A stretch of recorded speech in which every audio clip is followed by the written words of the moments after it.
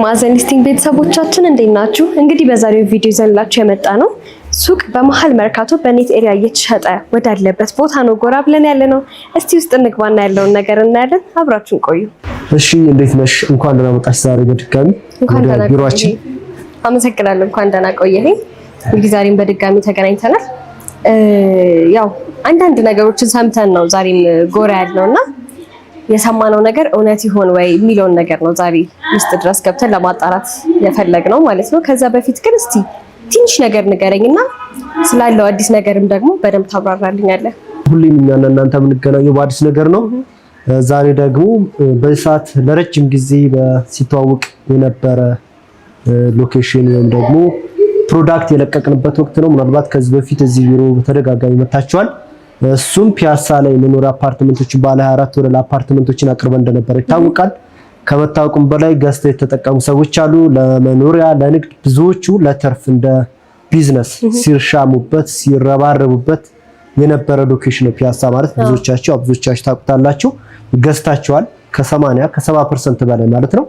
ባለ 24 ወለል አፓርትመንት ሚክስድ ኮምፕሌክስ አፓርትመንት አቅርበንላችሁ እንደነበር ይታወቃል።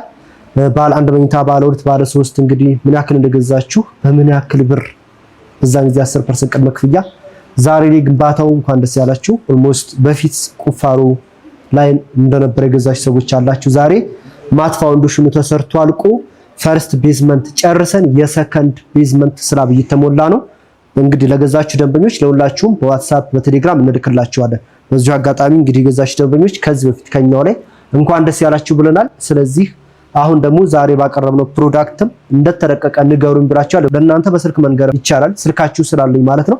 ግን ሌሎችም ምናልባት ሲጠብቁት የነበረ ምናልባት መኖሪያ አፓርትመንት የማይፈልግ ሰው ይኖራል። ዛሬ ይዘን የመጣ ነው በንግድ ማዕከል ወይም ደግሞ የንግድ ሱቅ ነው ማለት ነው። ኦኬ፣ በጣም ጥሩ ነው። እንግዲህ የዚህ ቤት ባለቤት የሆኑት ሰዎች እንግዲህ በጣም ደስ የሚል ዜና ነው አሁን ያሰማሃቸው። እኔም ኮንግራ ለማለት እወዳለሁ። ታዲያ በተጨማሪ ደግሞ ሜሪት ከመኖሪያ አፓርትመንት ባሻገር ሱቅ ይዞ መጥቷል ነው እያልከኝ ያለኸው? እስቲ የሱቁ ሁኔታ ምን ይመስላል? ሱቁ የት ይገኛል? ምን አሚኒቲዎች አሉት? እስቲ ንገረኝ። እሺ፣ በጣም አሪፍ ጥያቄ ነው። እንግዲህ ዛሬ በዋነኝነት እናንተም ሰምታችሁ የመጣችሁት ለእናንተ ኦዲየንስ ልታቀርቡ የመጣችሁት ነገር አለ። እኛም እንፈልጋችኋለን በጣም እናንተ ኦዲየንሶቻችን ፋሚሊዎቻችን ስለሆኑ ማለት ነው። ይዘን የመጣ ነው እንግዲህ ሙስ ከ6 ወር ከ7 ወር በላይ በማስታወቂያ ላይ የቆየ ሎኬሽን እንትን ነው ፕሮዳክት ነው። የንግድ ማዕከል ወደ 6700 ኦልሞስት ወደ 7000 ካሬ ላይ የሚያልፍ G+4 የሆነ ኦንሊ ኮሜርሻል ሾፕ ሜሪት ኮሜርሻል ሾፕ በየት ብዙዎቻችን በምንናፍቀው ብዙዎቻችን ንግዳችንን ቢዝነሳችንን ማድረግ በምንፈልገው ቦታ እሱም መርካቶ ሲባል እንግዲህ ከዚህ በፊትም ገልጫዋል። በፊት በማስታወቂያ ላይ ብዙ ጊዜ አዲስ አበባ ላይ የትኛውን ሱቅ ስናቀርብ በሜክሲኮ ሊሆን ይችላል፣ በካዛንቺስ ሊሆን ይችላል፣ በሲኤምሲ በአያት አካባቢ ሊሆን ይችላል። አሪፍ ሾፕ ካቀረብን ምንድነው መርካቶን በሜክሲኮ መርካቶን በለቡ መርካቶን በአያት እያለን ነው የምናስተዋውቀው። ስለዚህ መርካቶ ሲባል መጀመሪያ ላይ የቢዝነስ ቦታ ነው ማለት ነው የሚታወቀው። ስለዚህ የትኛውን ቦታ ሱቅ ሲተዋወቅ መርካቶ ነው ብዙ ሰው ትዝ የሚለው።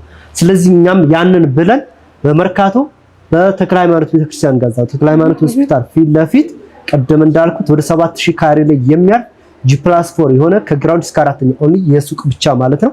ከዝቅተኛ ካሬ አማራጭ እስከ ከፍተኛ ካሬ አማራጭ ብዙዎቹ በጉጉት ሲጠብቁት የነበረው ሳይት ዛሬ ተለቋል ማለት ነው። እንግዲህ በጣም ደስ የሚል ነገር ነው። ያው ቀደም ብለን እንዳልከው ደግሞ መርካቶ ሲባል ብዙዎቻችን የንግድ ቦታ እንደሆነ የምናውቀው ነው። ሲቀጥል ደግሞ ለንግድም ለመገበያያም መርካቶ በጣም ተመራጭ ነው። ያው አሉት ከሚባሉት ትልልቅ የንግድ ማዕከሎችም አንዱ መሆኑ ይታወቃል ማለት ነው።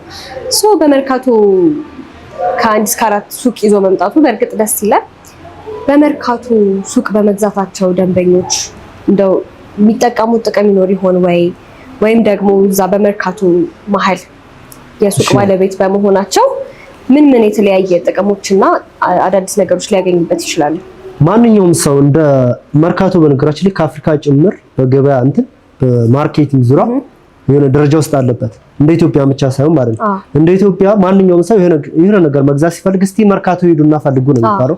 እስቲ መርካቶ ሂዱና ጠይቁ ነው የሚባለው። በዚህ ዙሪያ እንግዲህ ብዙዎቻችን የምናውቀው ነው ከጥንት ጀምሮ ማለት ነው። ይሄ ደግሞ ሎኬሽኑ ደግሞ ከመርካቶ እምብርት የሆነ ቦታ ላይ ነው እዛችሁ ላይ ማለት ነው። ትልቅ የገበያ ማዕከል ነው። ምናልባት ከዚህ በፊት ሰፊ እንደዚህ ሞል የሆነ ግራንድ ሞል ላይ ያረፈ ተገንብቶ ላይቅ ይችላል። ዝም ብሎ ሲንግል አፓርትመንቶች ሲንግል ሾፖች ሞል ያልሆኑ ሱቆች ነበሩ እስከዛሬ ድረስ የነበሩት። ይሄ ግን መርካቶ ላይ ሰፊ መሬት ተሰጥቶት ሰፊ ቦታ ተሰጥቶት 7000 ካሬ አንደርግራውንድ 2 ቤዝመንት ያለው የመኪና ማቆሚያ ማለት ነው። 2 ቤዝመንት ማለት አንዱ ጠለል 7000 ሆነ ማለት ሁለቱ ባንድ ላይ ወደ 14000 ሜትር ስኩዌር የሚሆን የመኪና ማቆሚያ ይኖራል ማለት ነው። ይሄ አጠቃላይ ሾፕ ለሚያደርገውም ሱቅ ላላቸውም ሰዎች ይሆናል። ይሄ ነው። ሌላኛው ምንድነው? ይሄ ሱቅ ራሱን የቻለ ሊፍቶች ይኖሩታል። እነዚህ ሊፍቶች የትላልቅ የእቃም የሰውም ማለት ነው። ቦዝ ሰርቪስ ሊፍት ይኖራል፣ የፓሴንጀር ሊፍት ይኖራል ማለት ነው። ሰርቪስ ሊፍት ለምሳሌ እስከ ኦልሞስት እስከ 5 ሜትር ምናምን ርዝመት ያለው እቃ ፓክ ማድረግ እንዲችል ተደርገው ነው ዲዛይን የተደረገው። ስቶር በቂ ስቶር እንዲኖራቸው ተደርገው ዲዛይን አድርገናል። ኦኬ እንግዲህ ደስ ይላል።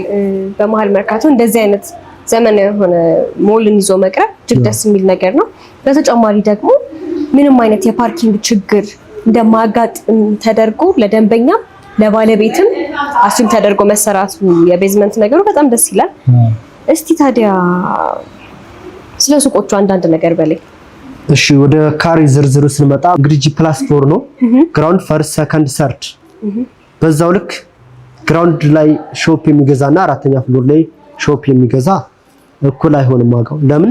ምናልባት አንድ ሰው እኛ ጋር ሲገዛን ለኪራይ ሊሆን ይችላል ሊሰራበት ይችላል። ሲያከራይም በፍሎሩ እንደዛው ባወጣው ልክ ነው የሚያገኘው የሚባለው ነገር አለና ግራውንድ ሲገዛ ፈርስት ሲገዛ ሰርድ ፎርስ እነዚህም በደንብ ልብ ብላችሁ አዳምጡ። ብዙዎቻችሁ ተማትሩት ነገር አለ ማታስተውሉት ነገር አለ። ሱቅ ብሎ ምናልባት ሴልስ ኮንሰልታንቱም የሽያጭ አማካሩም ላይ ነገራችሁ ይችላል። ግራውንድ ስትገዙና አራተኛ ፍሎር ላይ ስትገዙ የዋጋ ልዩነት አላቸው። እነሱም በዝርዝር እንመጣበታለን። ሌላኛው ዛሬ ለየት የሚያደርገው ነገር ምንድነው?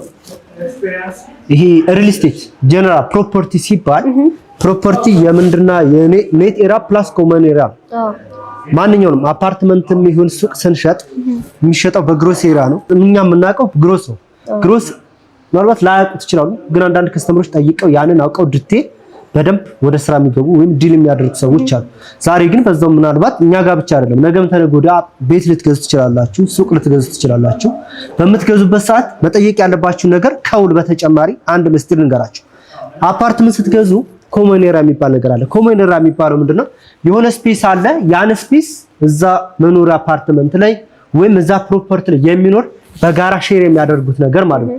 ይህ ፕሮፐርቲ ምናልባት በአፓርትመንት ደረጃ ኮመን ኤሪያ የሚባሉት ምንድናቸው? ፓርኪንግ፣ ሊፍት፣ ኮሪደር፣ ደረጃዎች እነዚህ ኮመን ኤሪያ በመባል ይታወቃሉ። ኔት የሚባለው በትክክለኛ ቤቱ ብቻ የሚያርፍበት። ስለዚህ ሰማንስ ፕሮዳክት ሲገዛ ኔት ኤሪያ ፕላስ ኮመን ኤሪያ በአንድ ላይ ግሮስ ኤሪያን እስከዛሬ ዲል የምታደርጉት የትኛውንም የትም ሀገር ማለት ነው ሰርች ብታደርጉ አፓርትመንት የሚታወቅ ነገር ነው። ብዙዎቻችሁ ይሄንን ኖርማል 100 ካሬ ስለገዛችሁ 100 ላይ ብቻ የሚያርፍ ይመስላችኋል። ምናልባት ይሄ ሁሉ ያወቃችሁን ሳታውቁ አላውቅም። አንዳንዴ እንዲህ እሺ ምናምን ብላችሁ 100 ካሬ ቤቱ እኮ የሚያርፈው 75 ላይ ቤቱ እኮ የሚያርፈው 80 ላይ ትሉኛላችሁ። ይሄ የትኛውም እንደ ዓለም አቀፍ እንደ ኢንተርናሽናል የሚስማማበት ነገር ነው። ይሄ በአፓርትመንት ለምን ነው? ለምሳሌ በሚገባን ቋንቋ በትምህርት ቤት ላይ አንድ ትምህርት ቤት ላይ እናንተ የትምህርት ቤት የመማሪያ ብላችሁ የትምህርት ቤት የወር ብላችሁ ስትከፉ ምኑን ያካትታል? ላይብረሪ ያካትታል አይደለ? ላይብረሪዎች የሚጫወቱበት ልጆች ምናምን እነዚህ ኮመን በመባል ይታወቃሉ ማለት በሚገባን ቋንቋ ማለት ነው። ግን ስንት የቤተ መጻሕፍት የላይብረሪ የመምህር የምን እየተባለ አይደለም የምትከፍሉት አይደለ? ልጄ ይማራል የወር ክፍያው ይሄን ያክል ነው። በአፓርትመንት በሚገባችሁ ቋንቋ ይሄን ብያቸዋለሁ። እነዚህ የትኛውም ዴቨሎፐር የሚስማማበት ነው። ታዲያ ይሄን ዛሬ ለምን አነሳሁት? እኔ ምናልባት ይሄን ሁሉ ስል ቀድሞ ወደ ጠየቅሽኝ ወደ ካሬውና ወደ ዋጋው ስለምሄድ ማለት ነው።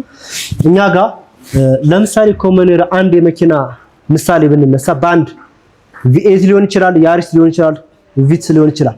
ኮሙሌቲቭ ማለት ከ10 ካሬ እስከ 15 ካሬ የሚሰጠዋሉ የመኪና ማቆሚያ ማለት ነው። 8 ካሬ ለምሳሌ 10 ካሬ ቪትስ ያለው መኪና 8 9 እስከ 10 ሊወስድ ይችላል። ቪኤት እስከ 15 ካሬ ሊሰጡ ይችላል።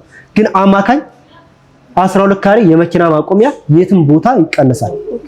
ለምሳሌ 100 ካሬ የገዛ ሰውዬ ትክክለኛ ቤቱ የሚያርፈው 88 ላይ ነው ማለት ነው። ይሄ ምናልባት ስለማያዩት ነው። ወደ ዋናው ነገር ስመጣ ይሄን ነጥብ ወደ አንሳውበት ስመጣ እኛ ጋር በኔት ኤራ ነው እየሸጠን ያለ ነው። ለምን በኔት ኤራ እየሸጠን ካምፓኒው ያዋጣዋል ወይ አያከስረውም ወይ የሚሉ ጥያቄዎች ተነስተዋል። ከዚህ በፊት የተወሰነ በዊሽ ሊስት ላይ የቆዩ ደንበኞች ዋይ ሌላ ጋር ስንጠይቅ እንደዚህ ነው እንዴት በኔቴራ ካምፕ ማለት ነገ ምን ሊያመጣብን ነው በኔቴራ እንዴት ያዋጣል እውቀቱ ያላችሁ ሰዎች ማለት ነው። ምናልባት ይሄንኛ በኔቴራ ነው እየሸጠን ያለ ነው ስል ለተወሰኑ ቤቶች ብቻ ነው ለተወሰኑ ፕሮዳክቶች ብቻ ነው ለተወሰኑ ሸፖች ብቻ ነው ትንሽ ከተሸጡ በኋላ በሌሎች ጀስት እንደማስታወቂያ አለ ካምፓኒ እንዳልኩሽ ወደ ካሬው ስንመጣ ወደ ዋናው ነገር ይሄ ወደ አነሳውበት ነጥብ ስንመጣ ስለጠየቅሽኝ ማለት ነው እኛ ጋር ዝቅተኛ ካሬ 25 ካሬ አለ ሁለት አይነት የካሬ አማራጭ ብቻ ነው በ25 ካሬ እና በ35 ካሬ ማለት ነው ዝቅተኛ 25 ካሬ አሁንም ያልኩሽ ኔቴራ ማለት ነው ኔቴራው ኖርማል ኢቭን ሊፍቱን ምኑ ሳታነሽ 25 ማለት የመኪና ማቆሚያ እንኳን ቢጨምርበት ስንት ማለት ነው 37 ካሬ ነው የሚሆነው ኦልሞስት 37 የኮሪደር ምናምን 40 ካሬ ተብሎ የሚሸጠውን እኛ በ25 ካሬ እንሸጠዋለን ስለዚህ ምንድነው ምንላችሁ ነው መኪና ማቆሚያ በነፃ ነው ከራሳችን ነው ሼር አታረጉም ማለት ነው ይሄ በአጠቃላይ ኮመኔራ ምናምን ያልኩት ለሱ ወጪ አታወጡ ማለት ነው ለ25 ካሬ ኦልሞስት በግሮስ ኤሪያ 40 ለሚባለው ካሬ ለነገርኳችሁ ቅድም ላይ ግራውንድ ፈርስት ሰከንድ ሰርድ ዋጋቸው ይለያያሉ ግራውንድ ላይ ለሚገዛ ለምሳሌ ፈርስ አራተኛ ፍሎር ላይ ከዝቅተኛው ብንጀምር ለዚህ 25 ካሬ በኔቴራ ወይም ኦልሞስት በግሮስ ኤሪያ በእኛ በሚገባን በገባልክ ስንሰራ ኦልሞስት 40 ምናምን በሚደርሰው 37 ምናምን በሚደርሰው የዚህ ቶታል ፕራይሱ 5,500,000 ብር ነው ግሮስ ኤሪያ ብንጨምርበት ምናልባት 8-9 ሚሊዮን የመረስ ፕሮባቢሊቲ ይኖራል በኔቴራ እስከመቼ ነው ቅድም እንዳልኳችሁ ለጥቂት ሱቆች ብቻ ነው ቶታል ፕራይሱ 5,500,000 ብር መጀመሪያ ላይ የዚህ የ25 ካሬ ሱቅ የሱቋ ባለቤት መሆን ለሚፈልግ ሰው የሚጠበቅበት 1,200,000 ብር ነው ማለት ነው ቀሪዎችን በሰባት ዙር ምናልባት አሁን ያለው ቁፋሮ ላይ ነው ያለው ሳይቱ በሎንግ ታይም የተገዛ ቦታ ነው ዛሬ ላይ ቁፋሮ ላይ ነው ያለው እንልክላቸዋለን ይሄ ሱቅ ስናስረክብ በ3 ወር የሚረከብ አለ በ6 ወር የሚረከብ አለ ማክሲመም በአንድ አመት ጊዜ ውስጥ ነው የምናስረክበው እንዳልኩሽ 5,500,000 ብር በ1,200,000 ብር ማክሲመም በአንድ አመት ጊዜ ውስጥ ይረከባል ማለት ነው ቀሪዎቹን ክፍያዎች በሰባት ዙር በኮንስትራክሽን ቤዝድ እንመጣበታለን ኮንስትራክሽን ቤዝድ ብዙዎቻችሁ ማታውቁ ስላላችሁ የምታውቁ መስለ ነበረ ሳስረዳ ስላልገባችሁ መጣበታል ሌላኛው 35 ካሬ የሱ በአጠቃላይ ቶታል ፕራይሱ እንደየፍሎሩ ይለያያል ለምሳሌ ግራውንድ ላይ የሚገዛ ሰው ወደ 12 ሚሊዮን ብር ምናምን አካባቢ ይሆናል ዳልኳሽ ቅድም 35 ካሬ ያልኩት በግሮስ ኤሪያ እናውራ ከተባለ 35 ላይ ባንድ የመኪና ኮሙሌቲቭ ኤሪያ እንሰራው 35 ሲደመር ኦልሞስት ወደ 50 ካሬ ምናምን አካባቢ ስለዚህ በሚገባችሁ በግሮስ በ50 ካሬ የዚህ ቶታል ፕራይስ ግራውንድ ላይ ወደ 12 ሚሊዮን ብር አካባቢ ይሆናል መጀመሪያ ላይ የሚከፈለው ወደ 3 ሚሊዮን ብር ማለት ነው አራተኛ ፍሎር ላይ ሲሆን ወደ 7 ሚሊዮን ምናምን አካባቢ ይሆናል መጀመሪያ የሚከፈለው 2 ሚሊዮን ብር ምናምን አካባቢ ይከፈላል ማለት ነው ስለዚህ እኛ ጋር ባለ 4 ወለር ሾፕ ወደ 7000 ካሬ ላይ ያረፈ ትልቅ ግራንድ ሞል በመርካቶ ላይ ከ1,200,000 ብር ጀምራችሁ የሱቅ ባለቤት መሆን ትችላላችሁ ወደ ቅድሙ ሰመጣበት ሪል ስቴት ላይ ሁለት አይነት አከፋፈል አለ ታይም ቤዝድ እና ኮንስትራክሽን ቤዝድ ምናልባት በሌሎች ላይ ገልጫው አውቃለሁ ታይም ቤዝድ ማለት በጊዜ ገደብ ይከፋፈልልሻል በግንባታ መሰረት ሲሆን ግንባታውን እያይሽ ነው የምትከፍሉ ይሄ ምንድነው በዛት ኮንስትራክሽን ቤዝድ የመጣው ከቅርብ ጊዜ ወዲህ ነው ምንድነው ይሄ ደንበኛ ሞር ትረስት እንዲኖረው ይሄ አንዳንድ ካምፓኒዎች አሉ ብር ሰብስበው የመጥፋት ፕሮባቢሊቲ እንደሱ አይነት የትረስት ኢሹ ላለባቸው ከስተመሮች ለነዛ ሲባል በግንባታው መሰረት አድርገናል ማለት ነው አሁን ላይ ቁፋሮ መጀመሪያ ውድ ሲፈራረሙ 1.2 ይከፍላል ከዛ ቀሩን በሰባት ዙር ተከፋፍሎ ቤዝመንቱ ሲያልቅ አንደኛ ፍሎር ሲደርስ ሁለተኛ ፍሎር ሲደርስ አራተኛ ፍሎር ሲደርስ ሲረከብ እየተባለ 7 ጊዜ ይከፋፈልለትና በዚህ መልኩ ከፍሎ መርካቶ ላይ ማክሲመም በአንድ አመት ጊዜ ውስጥ የሱቅ ባለቤት መሆን ይችላሉ ማለት ነው ስለዚህ ከሎኬሽን በአጭር ጊዜ ውስጥ መረከብ እንፈልጋለን የሚሰው ካለ ስለዚህ ይሄው ዛሬ እንሆ ብለናል ማለት ነው እንግዲህ በጣም ደስ የሚል ነገር ነው የነገርከን ያው ብዙ ጊዜ ባለሙያ ሆነው ካልሆነ በስተቀር ዲቴይሉን ማወቅ አይችሉምና እንደዚህ ዲቴይሉን ደግሞ ማብራራት መቻል በጣም ደስ ብሎናል ላመሰግንህ እወዳለሁ እና ያው በኔት ኤሪያ እና በኮመን ኤሪያ ብለህ ደግሞ በደንብ ከፋፍለህ ያስረዳህ ፓርት ደስ ብሎናል ምክንያቱም ብዙ ጊዜ እንደዚህ ግልጽ አድርጎ የሚያስረዳ ብዙዎች የለም ልክ ብለህ ባይገርምሽ ማለት ነው ይሄ በቃ ስለ 100 ካሬ ከተባለ 100 ላይ የሚያርፍ ይሄ መሆን አይችልም በጭራሽ ምናልባት ይገዛችሁ ከሌላ ቦታም ራሱ ገዛችሁ ካለ ውላችሁን ተመለሳችሁ አግሪመንቱ በግሮስ ኤሪያ ነው የሚቀመጠው እና ኮሙሌቲቭ በትንሹ 12 ካሬ ይነሳል እንዲሁ ደረጃ ሊፍት ምናምን የሚለው ነገር እንተውና የመኪና ማቆሚያ በትንሹ 12 ካሬ ይነሳል፣ 15 ይነሳል እስከ ማክሲመም ድረስ 12 ካሬ ከተነሳ 12 ካሬ ግዴታውም ነው። በነገራችን ህጉም ነው። ይሄ ኢንተርናሽናል ሎ ነው። የኛ የዚህ ኢትዮጵያ ወይም ደግሞ እኔ ያሉበት የሪል ስቴት ህግ አይደለም። ምናልባት ዴቨሎፐሩ በራሱ ስምምነት እንትን ብሎ ካልሆነ በስተቀር ማለት ነው። እንግዲህ በጣም የሚገርም ነገር ነው። ምክንያቱም ብዙ ጊዜ አይታወቅም። አሁን ግን ያው ደንበኞች በዚህ መልኩ ሊያውቁት ችለዋል ማለት ነው። እሺ እንግዲህ በጣም አዳዲስ ነገር ነው ዛሬ ሰማሁት። እውነትም እንዳል ነው አዲስ ነገር መኖሩን ሰምተንም ጎራ ብለናል። እንደተባለው ደግሞ አዲስ ነገር አላጣንም። በደንብ ዲቴል ኢንፎርሜሽን ጋዘር ለማድረግ ሞክረናል። ታዲያ ይህን ሁሉ ነገር ነግረኸኝ እንግዲህ አብዛኛው ሰው በተለይ ውጭ ሀገር የሚኖር ሰው ይህንን ኢንፎርሜሽን ሰምቶ መግዛት የማይፈልግ ይኖራል ብዬ እኔም አላስብም።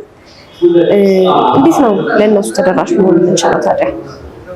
እሺ በጣም አሪፍ። ንብረት ሲገዛ ኢትዮጵያ ላይ አሁን ላይ እንደ ሀገር ሊሆን ይችላል ያለን ህግ ሁለት አይነት መንገድ ነው። አንደኛ በዲኤችኤል ነው፣ ሁለተኛ በተወካይ ነው። ውጭ ያሉ እህቶቻችን ወንድሞቻችን መግዛት የሚችሉት ማለት ነው። በዲኤችኤል ማለት ምን ማለት ነው? ምናልባት እዚህ ህጋዊ ውክልና ሲሄዱ ከሀገር ሲወጡ ህጋዊ ውክልና የሰጡት ሰው ከሌለ ወይም ደግሞ እንደዚሁ ራሳቸው የማያምኑት ሰው ከሌለ በዲኤችኤል እዛው ሆኖ ባሉበት ቦታ ሆነው እንትናቸውን ልከውልን ፓስፖርታቸውን አድራሻቸውን ልከውን ቡል አሰርተን ባሉበት እዛው ባድራሻቸው መሰረት እንልክላቸዋለን። ይሄ ዲኤችኤል። ሁለተኛው ውክልና ነው። ተወካዮች ይሄ ከሀገር ሲወጡ ውክልና ሰጥተውት ሰው ካለ ያ ሰው መጥቶ እነሱ እዛው ሆኖ ፓስፖርታቸውን ይልኩልናል። በፓስፖርታቸው መሰረት ሁሉ ይዘጋጃል። ከዛ ሻጭና ገዢ ተብሎ ይቀመጣል አግሪመንቱ ላይ። ሻጭ ራሱ አርሚ ዴቨሎፐሩ ማለት ነው። ስለዚህ በገዢው በኩል ለመፈረም ምን ያስፈልጋል? እዚህ ኢትዮጵያ የሚኖረው ሰውዬ ውክልና ሊኖረው ይገባል። ስለዚህ ያን ውክልና የሰጥተውት ከሄዱ ውክልናውን ይዞ መጥቶ ከውል ጋር ታች አድርገን ገዢ በሚለው ቦታ ስለ እያለ እንዲፈርም በዚህ መልኩ የሱቅ ባለቤት ወይም ደግሞ የትኛው ፕሮፐርቲ የቤትም ሊሆን ይችላል ቤት ባለቤት መሆን ይችላሉ ማለት ነው። እሺ ያው በጣም ደስ ይላል። ምክንያቱም እዚህ ሀገር ውስጥ ብቻ ላሉት ሰዎች ሳይሆን የዚህን ሱቅ ባለቤት መሆን ለሚፈልጉት ከሀገር ውጭ ላሉት ሰዎች ተደራሽ መሆን መቻላችን በጣም ደስ ይላል። በተጨማሪ እዚህ ሀገር ውስጥ ያሉት ሰዎች ሳይቱን ሄደው የማየት ኦፖርቹኒቲ አለ ወይ? እና ደግሞ እዚህ ሀገር ውስጥ ያሉት ሰዎች እንዴት ሊያገኟችሁ ይችላል? በተጨማሪ ደግሞ ምናልባት አንተ ደግሞ ቀረ የምትለው ነገር ይኖር ይሆን?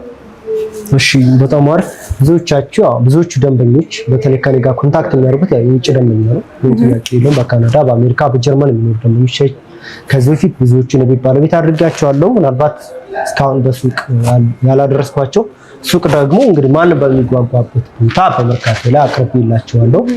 እንግዲህ በዚህ መልኩ ደስ በሚል ሁኔታ ሌላኛው ምናልባት ምንድነው ቀረ የሚለው ነገር ይህ ቦታ ምንጊዜም ቢሆን መጀመሪያ አካባቢ አፓርትመንት አቅርቤላችሁ የገዛችሁ ሰዎች ጥቅሙን ታውቁታላችሁ። ዛሬ ሁለተኛ ግራውንድ 00 ሊደርስ ነው ተገንብቷል። እንደገና ዋጋውን ምናልባት ምን ያክል እንዳተረፋችሁ ታውቁታላችሁ። ዛሬ ከአንዷ ካሬ እስከ 15 ሺህ ብር ትርፍ ነው ያገኛችሁት። ሰው ሁሌም እንደምለው መጀመሪያ ላይ እየቀረበ መጀመሪያ ላይ የደረሰ ሰው ተጠቃሚ ነው የሚሆነው። አንደኛ በምርጫ በሚፈልገው ቪው ያገኛል። ከጀርባ ከፊት ምናምን የሚባል ነገር ስላለ ሱቅ ማለት ነው። ምናልባት እንትን ላይ ከፀሐይ መውጫ ፀሐይ መግቢያ በሰሜን በደቡብ እንደሚባለው አፓርትመንት ላይ እኛ ጋር ሱቅ ሲመረጥ ከሊፍት ፊት ለፊት ከደረጃ ማንም ሰው ኮሪደር ሰማን ሰርኩሌት ሲያደርግ ሲዞር የሚያየው ነገር ነውና እሱ ነገር በምትፈልጉት ፍሎር ላይ በምትፈልጉት ሎኬሽን በምትፈልጉት ከኋላ ከጀርባ የሚባለውን ነገር ለማግኘት ሁሌም እንደምላችሁ ቀድማችሁ ተመዝገቡ። ቀድም እንደነገርኳችሁ በ1.2 ሚሊዮን ብር ቅድመ ክፍያ በመርካቶ ላይ የ5 ሚሊዮን 500 ሺህ ብር ቶታል ፕራይስ፣ እንዲሁም ደግሞ ከፍ ያለ ካሬ ከፈለጋችሁ በ1.6 ቅድመ ክፍያ ቶታል ፕራይሱ 7 ሚሊዮን 700 ሺህ ብር ግራውንድ ፈርስት። እሱን ዲቴይልስ እናንተ ደውላችሁ ማውራት እንችላለን። እንደምትፈልጉት ፍሎር እንዳቅማችሁ እሱን ኮሙኒኬት ማድረግ እንችላለን። ስለዚህ ሁሌም እንደምላችሁ ቀድማችሁ ለመመዝገብ ቀድማችሁ ለመረባረብ ሞክሩ። ይሄ ድል አያምልጣችሁ ነው የምላችሁ። ኦኬ በጣም አመሰግናለሁ። ጥሩ ኢንፎርሜሽን ነው የነገርከን። በጣም አመሰግናለሁ ስለመጣችሁ። እኛም ደስ ብሎናል። እንግዲህ ሁሌም በአዲስ ነገር እንገናኛለን። እሺ